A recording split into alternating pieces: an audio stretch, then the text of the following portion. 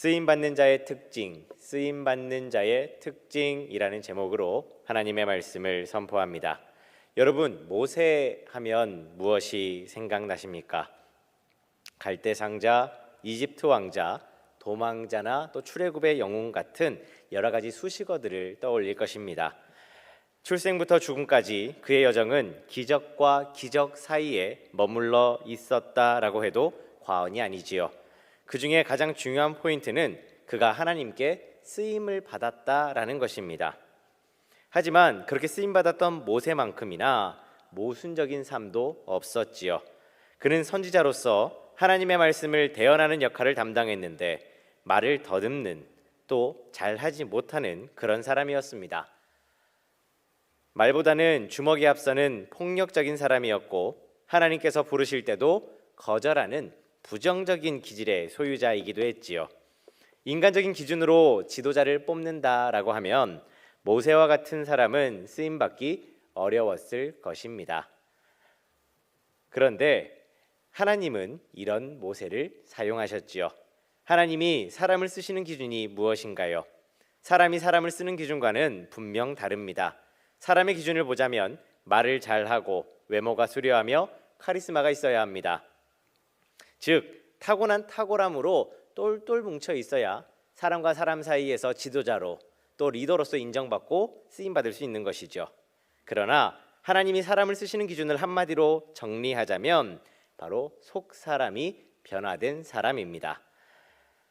모세가 40세에 폭력적인 성격으로 인해서 사람을 죽이고 광야로 도망친 후에 80세가 될 때까지 훈련을 받았지요. 광야에서 40년 동안 훈련을 받으며 그가 달라진 것 무엇이 있을까요? 애굽의 왕자에서 광야의 비천한 목동으로 그의 외형이 달라졌습니다. 전에는 안락하고 푸근하며 화려한 궁과 침실을 거닐었다라고 하면 지금은 거친 들에서 지팡이를 벗삼아서 추위와 고독을 견디며 밤을 지새우는 신세가 되어버렸지요. 그러나 이렇게 외형적인 것보다 더 중요한 것은 그의 속 사람입니다. 광야에서 철저히 하나님을 의지하는 법을 배웠고 자기 방법이 아니라 하나님의 방법으로 일하는 법을 배웠습니다. 그곳에서 겸손과 온유를 얻었지요. 이처럼 중요한 것은 외면의 변화가 아니라 바로 속 사람이 변해야 한다는 것입니다. 이런 의미에서 출애굽의 의미를 다시금 떠올려 봅니다. 애굽에서 나와서 출애굽에 들어갔다라는 것을 외형적인 변화로만 이야기하지 않지요. 오히려 성경이 강조하는 것은 이스라엘 공동체가 출애굽한 뒤에 40년 동안 훈련과 연단을 거쳐서 예배하는 공동체, 그리고 신앙 중심의 공동체가 되어서 진정한 하나님의 백성으로 거듭났다라는 것입니다. 그렇게 변화되었을 때, 거듭났을 때 하나님께서 약속하신 기업을 취하는 이들이 될 수 있었다라는 것이죠. 곧 이스라엘이 하나님께 경배하고 봉사하는 법을 아는 백성으로 변화되었다라는 것입니다. 말씀이 강조하는 것은 이 변화를 주목하라는 거예요. 모세가 변했듯이 이스라엘 백성들이 변해갔듯이 그들 내면에 있었던 그 변화에 주목하라고 오늘 저와 여러분을 초청하고 있습니다. 여러분은 오늘 만약 이 자리에서 기도한다라고 하시면 지금 어떤 기도 제목을 가지고 기도하시겠습니까? 여러분의 기도 내용을 한번 머릿속으로 차근차근 나열해 보십시오. 다는 아니겠지만 대부분 우리가 함께 기도할 내용들을 쭉 살펴보면 형통한 삶에 대해서 기도하실 것입니다. 그렇죠? 그리고 또 우리 자녀들이 있다면 자녀들의 길을 열어달라는 것, 특별히 수능을 받든지 취업을 앞두고 있든지 결혼을 앞두고 있거나 출산을 앞두고 있다면 그 자녀들의 앞날을 위해서 여러분 기도하실 거예요. 그리고 혹 내가 어떤 관계적으로 어려움이 있거나 꼭 풀어야 될 일들이 있다면 또 그것을 두고도 기도하실 것입니다. 여러분, 필요한 기도입니다. 꼭 있어야 될 기도이지요. 그런데 이와 같은 기도들은 대부분 내면적인 기도보다는 외면적인 기도에 가깝다라고 볼 수 있습니다. 내면적으로 의미가 없다라고 말씀을 드리는 것이 아니라 하나님께서 우리를 쓰시고자 하실 때 우리의 내면이 먼저 변해야 하는데 우리는 그것에 집중하고 그것을 먼저 기도하기보다는 내 주변에 보이는 상황들, 내가 해결해야 되는 문제들을 가지고 먼저 기도한다라는 것입니다. 필요하지요. 그런데 오늘 본문에서도 분명히 언급하듯이 하나님께서 모세를 구원자로 또 인도자로 리더로 세우시기 전에 그에게 먼저 하셨던 일은 그가 스스로 그 내면에 있는 문제들을 찾고 발견하고 회복하여서 하나님께서 쓰실 만한 사람으로 변화되었다라는 데 있습니다. 주변 환경이 아니라 내가 변화될 때, 곧 하나님께서 우리에게 원하시는 기도는 나를, 내 속사람의 변화를 간구하는 데 있다라는 것입니다. 그때 하나님께서 나를 쓰시는 거예요. 이렇게 변화될 때 우리는 전진할 수 있습니다.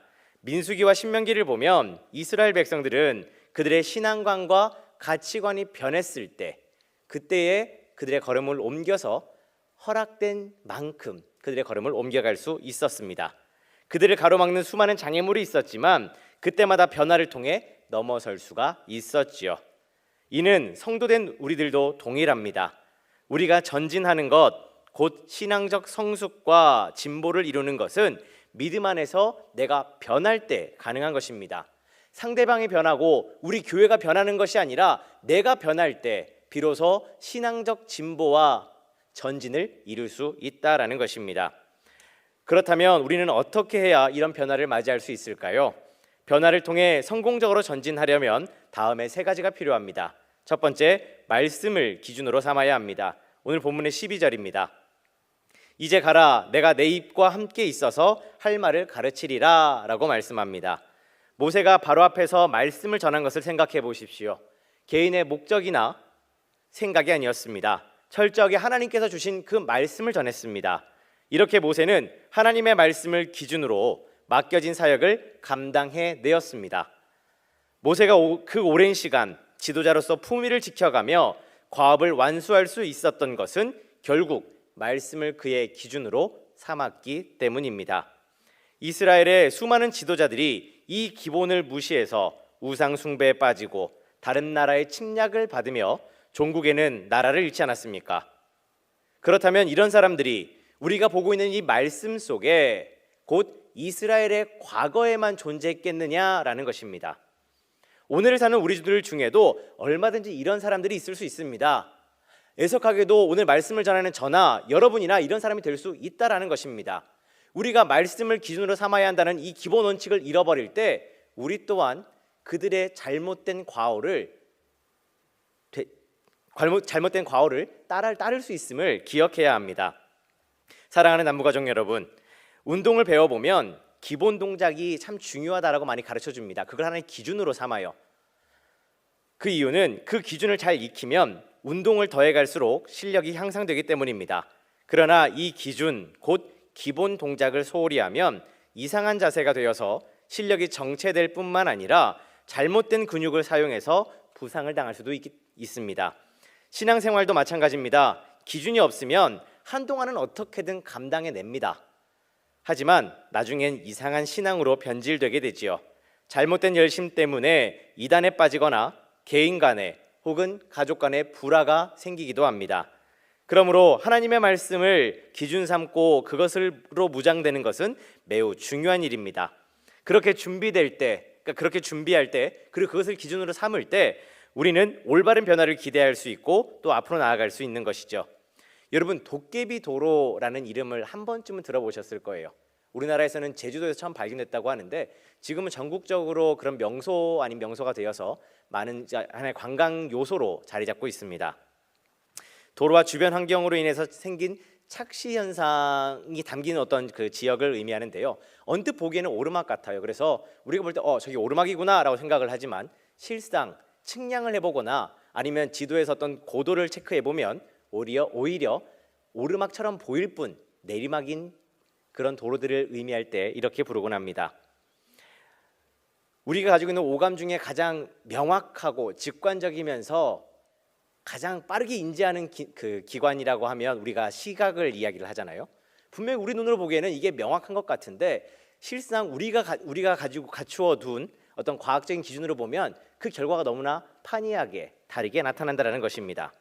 일종의 일상 속에서 만날 수 있는 착각들이죠. 이처럼 인생을 살다 보면 우리 눈에 보이는 상황과 말씀이라는 기준이 다르게 말할 때가 있습니다. 분명히 내 경험과 내가 알고 있는 지식을 볼 때는 이렇게 해야 될 것 같은데 도리어 말씀은 저렇게 하라고 권면하고 있는 것이죠. 그 가운데서 우리는 심각한 갈등에 빠지기도 합니다. 말씀을 따르자니 내가 이 땅 가운데 살아가면서 손해볼 것이 너무나 많고, 손해볼 것을 따르자니, 세상의 기준을 따르자니 하나님의 말씀을 어기는 것 같아서 어떻게 하면 좋을까 하고 심각한 갈등에 빠진다라는 거예요. 우리는 이런 상황에 놓였을 때 내 눈의 판단을 믿지 말고 하나님의 말씀을 기준 삼아 믿고 따르는 훈련들을 해가야 합니다. 그 말씀이 나의 기준이 되고 그 말씀을 쫓을 때에 우리는 비로소 하나님께서 기뻐하시고 하나님께서 우리를 인도하시는 길로 바르게 나아갈 수 있다는 것이죠. 내가 내 경험과 내 지식을 의지했을 때 삶에서 때로는 좋은 결과를 얻기도 하지만 그게 하나님의 말씀과는 부딪혔을 때 종국에는 반드시 그 책임을 져야 할 때가 오기 때문입니다. 그러므로 말씀이 기준이 되는 훈련을 통해서 변화되고 전진하여 모세와 같이 하나님께 쓰임받는 모든 남부가족들 되시길 소망합니다. 둘째, 성령님의 능력을 받아야 합니다. 17절 말씀입니다. 너는 이 지팡이를 손에 잡고 이것으로 이적을 행할지니라 라고 말씀합니다. 우리도 말씀을 들을 때 순종하고 싶습니다. 그리고 변화되고 싶지요. 또 이스라엘 백성들이 전진하는 모습을 보면 나도 멋지게 행군하고 전진하고 싶습니다. 이를 몰라서 하지 못하는 것은 아닌데 우리가 그것들이 번번이 막힐 때마다 좌절하곤 하지요. 이는 우리에게 능력이 없기 때문입니다. 말씀에 순종하는 것은 인간의 의지와 노력으로는 분명한 한계가 있습니다. 예수님의 제자들을 보십시오. 예수님과 가장 가까이 있었고 행하신 능력을 직접 보았으며 친히 하시는 그 말씀을 들었는데 세상 권력 앞에 섰을 때 그들은 판판이 깨지고 흩어지고 말았습니다. 그러나 그들 중에 성령님이 오셨을 때 다시 모여서 기도했고 그들은 그 기도하는 자리를 통해서 하나님의 귀한 일꾼이 되어서 예수님의 참된 증인의 삶을 살아낼 수 있었습니다. 본문 속 모세도 불타는 떨기나무 사건을 통해 성령님의 임재를 경험했지요. 살인자가 될 만큼 인간적 혈기와 실력을 의지했던 모세가 자기 능력으로 감당할 수 없음을 고백하고 있는 것은 그가 지금 완전히 변화되었음을 보여주는 단적인 예입니다. 그래서 17절에서 하나님은 그에게 능력의 지팡이를 주셨습니다. 내가 너와 함께하고 있으니 너 두려워하지 말아라. 네가 두렵고 떨릴 때에 이 지팡이를 손에 붙들고 나아간다면 내가 너와 함께 가겠다라는 약속의 징표였지요. 이 지팡이는 이처럼 하나님의 임재와 함께 하심 그리고 능력의 상징이었습니다. 물이 피가 되는 현장에서도 출애굽술사들과의 대결에서도 또 홍해를 건널 때에도 반석에서 물이 터져 나올 때에도 모세의 손에는 어김없이 지팡이가 들려 있었습니다. 하나님의 능력이 그와 함께 했던 것이죠. 사랑하는 남부가족 여러분, 오늘 우리도 감당해야 될 여러 가지 사역들이 있습니다. 우리에겐 십자가와도 같은 것들이죠. 각종 사역과 사명을 감당해야 하고 복음을 전하며 뭇 영혼들을 하나님께로 인도해야 하는, 우리가 당연히 져야 하지만 또 그만큼 무겁고 어려운 십자가입니다. 이것을 우리의 능력과 지혜만으로 감당하기엔 우리의 한계가 너무나도 명확하죠. 그럼 어떻게 해야 될까요? 성령님의 임재를 통해 변화되었던 제자들처럼 기도하며 기대하고 기다려야 합니다. 성령의 충만함을 잊기 위해서 우리는 그때를 기다려야 한다는 것입니다. 그러면 여러분 이렇게 질문하실 거예요.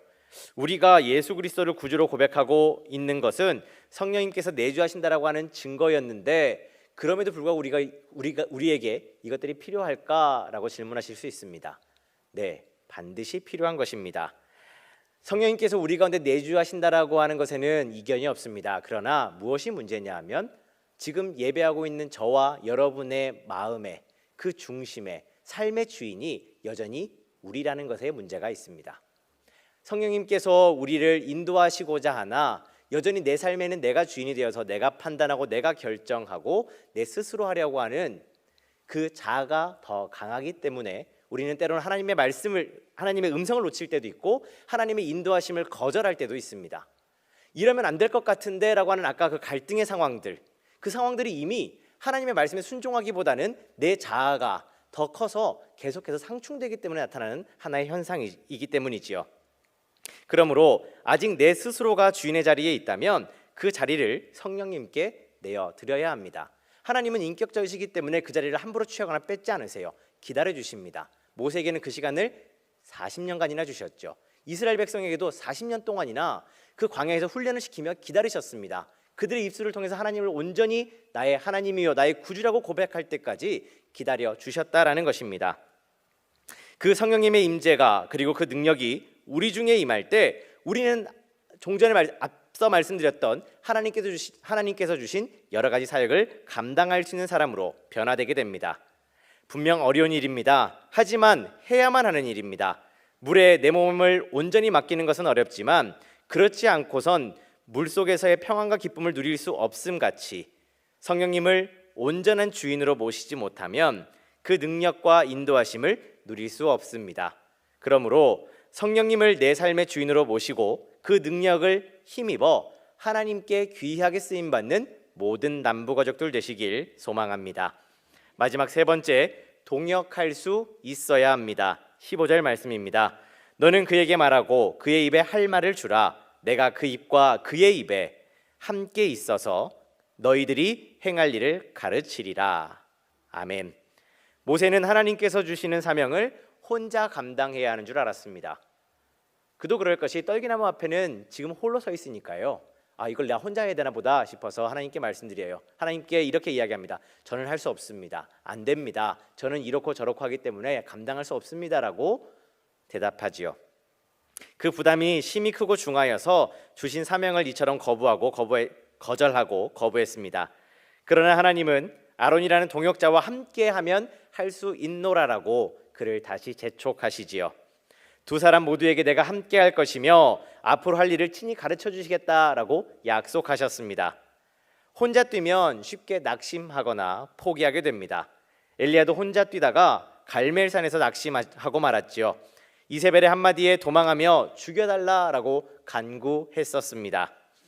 모세의 계속적인 실수와 실패의 이유들도 이와 다르지 않습니다. 40세에 혼자 동족을 구원하려고 했다가 살인자와 도망자로 전락했던 과거가 있었죠. 80세에는 하나님의 부르심 앞에서 안 된다, 못한다 라고 대답하며 불순종했습니다. 출애굽 후에는 모든 백성들의 문제를 혼자 재판하며 버거워하고 있을 때 하나님께서는 그를 혼자 두어서는 안 되겠다라고 생각하시고 장인 이드로를 보내서 사람을 세워서 함께 동역하라라고 권면케 하셨습니다. 그리고 모세는 그것을 듣고 수용하지요. 이는 신약 시대로 넘어오면요, 제자들의 모습 속에서 잘 나타나는 부분입니다. 제자들이 예수님과 함께 있을 때는 내가 더 높은 자리에 올라가기 위해서 애쓰고 용썼지만 예수님께서 승천하신 뒤에 성령님께서 오시자 그들은 동역하는 지혜를 얻었습니다. 그래서 함께 기도하고 또 함께 동역하면서 복음 사역을 완수하죠. 그들이 흩어져서 각 지역에서 복음을 전할 때에 하나님께서는 그때 그들에게 필요한 동역자들을 또 붙이셔서 그 지역에서 맡은 바 사역들을 잘 감당할 수 있도록 은혜로 더해 주셨습니다. 사랑하는 남부가족 여러분, 하나님은 우리 남부교회를 위해서 담임 목사님을 영적 지도자로 세우셨습니다. 동시에 성도님들을 부르셔서 각종 직분과 은사를 주셨고 지금 이때에 필요한 부교역자들을 세우셔서 동역해 하셨습니다. 각 교구와 구역 그리고 교육부서에 이르기까지 교회에서 감당하는 여러 가지 일들, 그것들을 세세하게 살펴보면 어느 한 사람이 다 감당할 수도 없고 또 한다고 하여도 온전히 할 수 없기 때문에 오늘 우리를 부르셔서 한 교회를 이루게 하시고 동역하게 하셨다라는 것입니다. 이제 2020년을 보내고 2021년을 우리 새롭게 맞이하기 위해 준비해야 될 텐데 그 상황이 어떻게 전개될지 누구도 알 수 없지만, 그래서 무엇인가를 기획하고 또 준비한다는 것이 어려운 일이지만 분명한 것 한 가지는 우리를 남부교회로 부르시고 지금도 여전히 이렇게 예배드리게 하실 때에는 동역하게 하실 일들, 우리에게 맡기실 일들이 있다라는 것입니다. 그러므로 남부교회를 이루게 하신 하나님께 감사하며 동역함을 통해 주신 사명을 감당하기로 다짐하고 또 함께 결단하는 모든 남부가족들 되시길 소망합니다. 오늘 말씀을 맺습니다. 모세는 오늘 우리의 상황만큼이나 어려운 시대를 살았던 믿음의 선진이었습니다. 또한 부족함과 단점이 분명하고도 많았던 인물이지요. 그러나 모세는 오늘날까지도 가장 위대한 지도자로 인정받고 있으며 이스라엘을 구원하는 하나님의 도구로 쓰임받았다는 것을 그 누구도 부정하지 않습니다. 그가 하나님께 그렇게 쓰임받았던 그 놀랍고도 아름다웠던 모습들, 이 모습들이 오늘 예배하는 저와 여러분의 모습이 될 수 있기를 소망합니다. 모세가 이스라엘의 여정을 인도할 수 있었던 능력, 그것은 40년간 광야에서의 훈련과 연단을 통해 속사람이 변화된 그때로부터였습니다. 이는 하나님의 돌보심과 보호하심이 있었기 때문에 가능하지요. 변화된 모세에게 하나님은 말씀을 주셔서 분명한 기준을 세우시고 능력의 지팡이를 주셔서 동행의 보증으로 삼으셨으며 귀한 동역자들을 주셔서 함께 갈 수 있도록 그들을 도우셨습니다. 오늘 함께 말씀을 나누는 우리 모두 주신 말씀으로 속 사람이 변화되어 모세와 같이 능력과 축복의 사람으로 쓰임 받으시길 주님의 이름으로 축복합니다. 기도하겠습니다. 변화된 사람을 통해 거룩한 일을 이뤄 가시는 하나님, 감사합니다. 모세를 부르시는 현장에서 하나님께서 쓰시는 사람들의 특징을 함께 나누었습니다. 오늘 말씀을 나누는 우리들도 이 말씀을 기준으로 삼고 성령님의 능력을 힘입어서 동역의 자리를 통해 이 시대에 쓰임받는 하나님의 사람들이 되게 하시옵소서. 불안과 혼돈으로 가득한 이때에 거룩한 주일 이른 새벽부터 이 늦은 시간까지 예배의 자리를 지킨 모든 남부가족들을 기억하시며 축복하시고 그 손길과 걸음을 친히 동행하여 주시옵소서. 모세를 지키시고 가르치시고 양육하시며 살피신 하나님, 오늘 이 땅 가운데 우리에게 그와 같이 행해 주셔서 이 시대에 하나님의 참된 능력을 힘입은 믿음의 사람들로 승리하는 삶을 살아갈 수 있도록 은혜 베풀어 주옵소서. 이 모든 것 다시 오실 예수님의 이름으로 기도합니다. 아멘.